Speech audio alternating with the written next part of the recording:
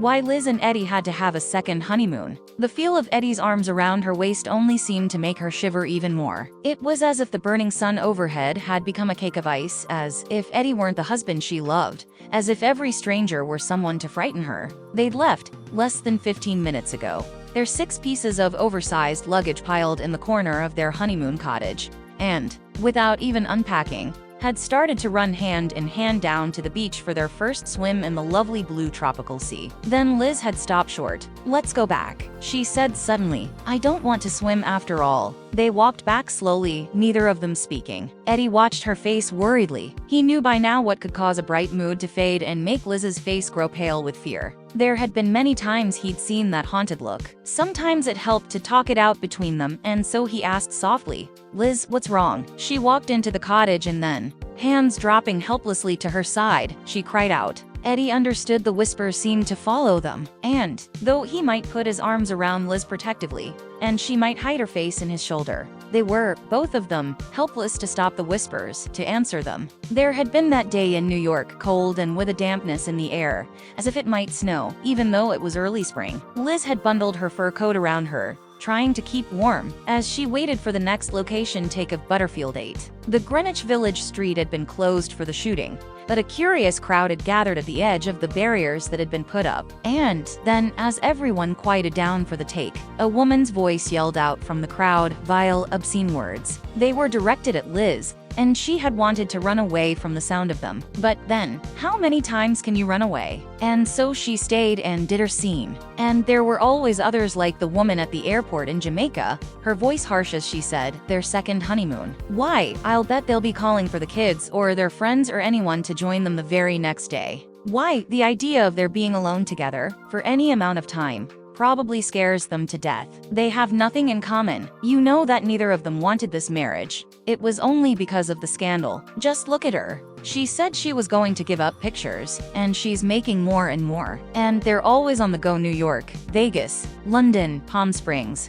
Hollywood. If they ever stop running for a second, they'll find out the awful truth. They have nothing in common, except maybe Mike Todd's memory. The woman stopped as if for breath, and then suddenly looked back over her shoulder. The smile fled from her face, and she blushed a deep crimson. There, standing at the gate, was Elizabeth Taylor. She had heard every word. Eddie was with her this time, and his face white. He began to take a step toward the woman, but then, as if changing his mind, he'd looked at Liz helplessly, apologetically. It was hard for him to escape the thought that hadn't he brought this all upon her. Liz had only stared at the woman for a second, not in anger, but with such an expression of deep sadness and pain that it hurt him more. Then, as if the woman had not been there at all, Liz followed Eddie into a cab and settled back in the seat shivering, even though it was a warm night, as he gave the driver the address of their honeymoon cottage. "What'll we do now?" Eddie's voice brought her back to the present as they stood in the middle of the cottage living room. "A penny for your thoughts," he said, trying to change her mood by laughing and asking,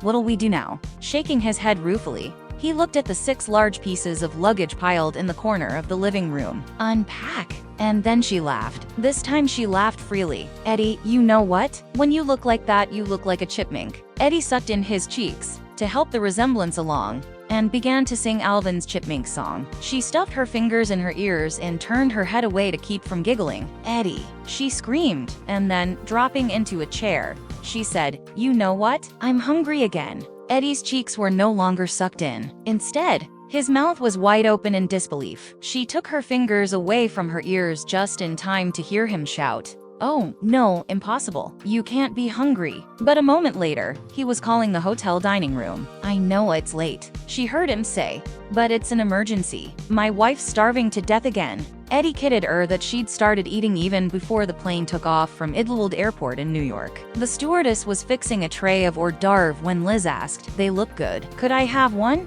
That's how it started. Liz had eaten the whole tray of hors d'oeuvre, Eddie insisted. Then she'd had some tea, with champagne after, when the stewardess came round, again with a plate of fruit tarts. Liz confessed, "I feel like Chris. I can't make up my mind which one to choose. I like this one," and she pointed to one with a little cherry on top, "and this one," and she pointed to one ringed with pineapple. "Oh, I can't decide which." "It's easy," Eddie said. "Do what Chris does. Take both." She laughed, and she took the 2 pastries as if they were the most precious things in the world. Eddie understood the real value of those tarts and all that food to Liz. Whenever she was unhappy, it was like that. She couldn't stop eating, but he didn't try to stop her. Instead, when the stewardess asked them for their autographs just before the plane landed, he laughed and said to Liz, "Sign the menu. That way she'll be sure to remember you." The next morning, before they'd even had time to unpack, the phone in their cottage began ringing with all sorts of invitations, but they refused them all.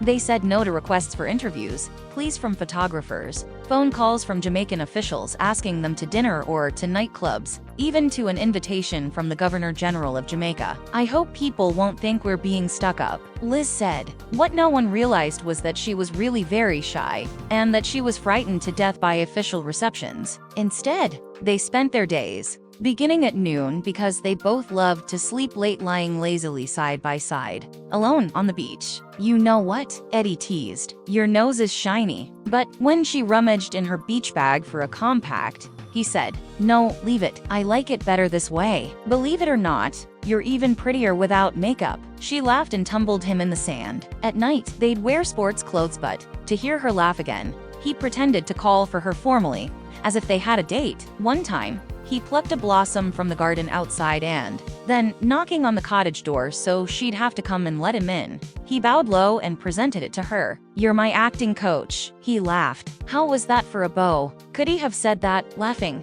back in New York? There, the matter of his acting had seemed so serious, so urgent, as if their lives together depended on it. People were saying that Liz had never had so many people flocking to see her pictures, that she had never acted so well as now, before she married Eddie. They said she could never have turned in the kind of mature performance she did in Suddenly last summer. But then they'd add that Eddie's career might never recover from the blow of his marriage to Liz. It's like Debbie and Eddie all over again, they said, remembering when Debbie had had a hit record, but nobody was buying Eddie's songs. In Jamaica, they laughed. That wasn't the way Liz wanted it. The husband was supposed to be the important one. Nobody knew how hard she'd had to fight to get him a part in Butterfield 8. It wasn't as big a part as hers, she was the star, but they'd worked hard, together, to make people notice Eddie in that picture. It was so important that he do well in it. Afterward, there was a chance of another picture they could make together, this time with a bigger part for Eddie. So it was funny to be suddenly making a joke of it. Yet, in Jamaica,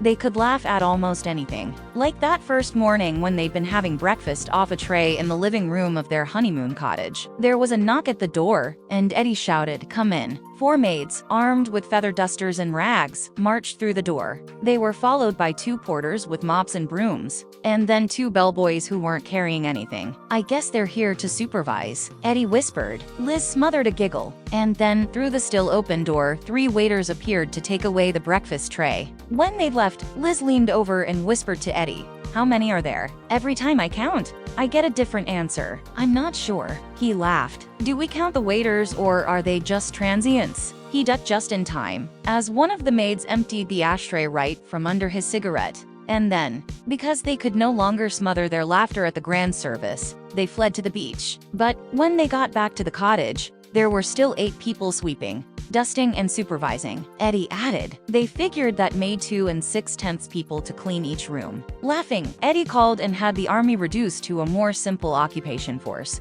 leaving only 2 inquisitive maids and 1 waiter. "They mean well," Liz explained. "They want to treat me like a queen.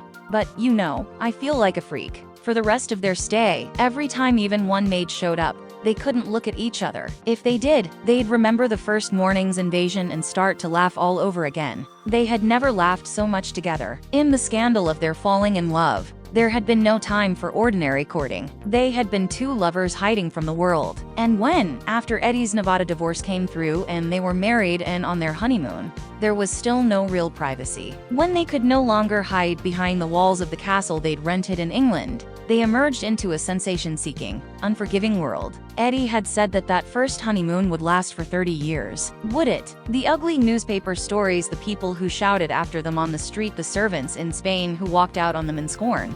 When they found out who they were, would that last 30 years? It was better to start over, better to have a second honeymoon. When they'd been there 10 days and it was almost time to fly back home to New York, their chauffeur drove them, late one afternoon, along the ocean. Suddenly, Liz was tugging at Eddie's arm, and, almost together, they both cried, "Stop, stop." The driver braked the car and they climbed out. They had stopped at a lovely strip of land overgrown with lignum vitae, hibiscus, sugarcane, palms, breadfruit, and scarlet royal poinciana. And straight ahead, as far as their eyes could see, was the calm, blue ocean. It was the kind of place for children to play in and grow up in. It was the kind of place where a man and woman, if they had been running, could finally stop. It was such a natural place for a house that, closing her eyes for a brief moment, Liz thought she could almost see the one they would build here. On the following day, they bought the land. "We'll call it Liz's Delight," Eddie announced. But Liz shook her head. "Eddie's Eden," she insisted.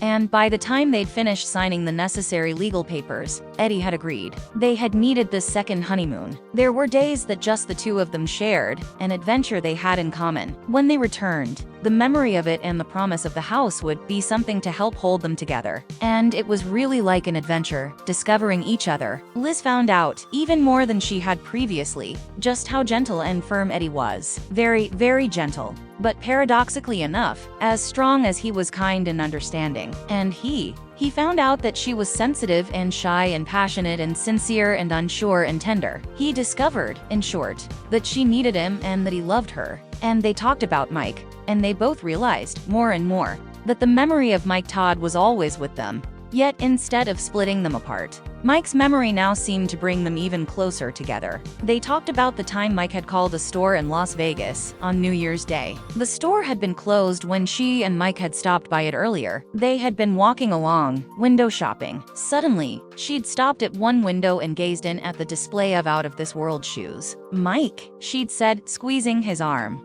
"Mike, I love them." That had been enough for him. He'd gone to a phone booth and started to make calls. It seemed he'd called everyone in the city trying to find the owner of the store. Finally, he located the store owner at dinner with his family, and Mike talked him into coming down to open the store. In a few minutes, the storekeeper and all his family had hurried up in a taxi. Inside the store, Mike had kept up a running commentary as Liz tried on shoe after shoe. "Would you believe it? This doll has more than 1,000 pairs of shoes. She's queer for heels. Maybe that's why she likes me. She has the biggest collection of shoes in the whole world, Mars included." When she's making a picture, they have a special shoe closet on the set for her, the size of an ordinary room. "Hey, Mrs. Schwarzkopf," he interrupted himself. "Haven't you forgotten some? The ones in the window. The ones we came for in the first place." And there was the matter of Mike's picture, the one Eddie had never showed Liz before. He himself had seen the photograph for the first time just after he'd opened at the Tropicana in Las Vegas, 3 short months after Mike's death. Liz, remembering the many times she and Mike, Eddie and Debbie had been together, had been there, breaking her period of mourning for her husband to be at his best friend's opening. After the show, a photographer had brought Eddie a picture he had shot of Mike months and months before. Mike was grinning into the camera, and his crossed legs revealed that he had had a hole in his shoe. Eddie had cried when he saw the picture, and after thanking him, he'd shooed the photographer out of the room. He'd promised the photographer he'd give the photo to Liz, but somehow he could never muster up the courage to do so.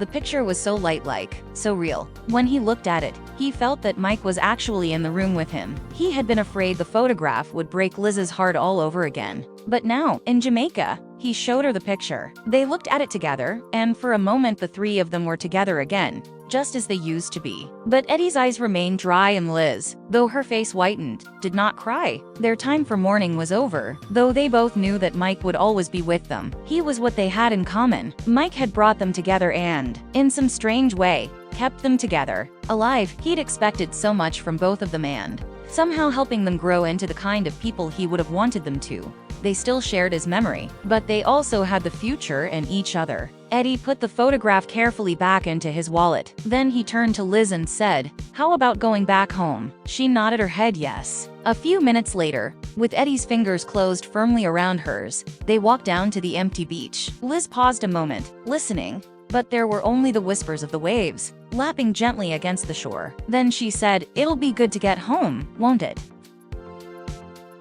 Photoplay magazine, August 1960.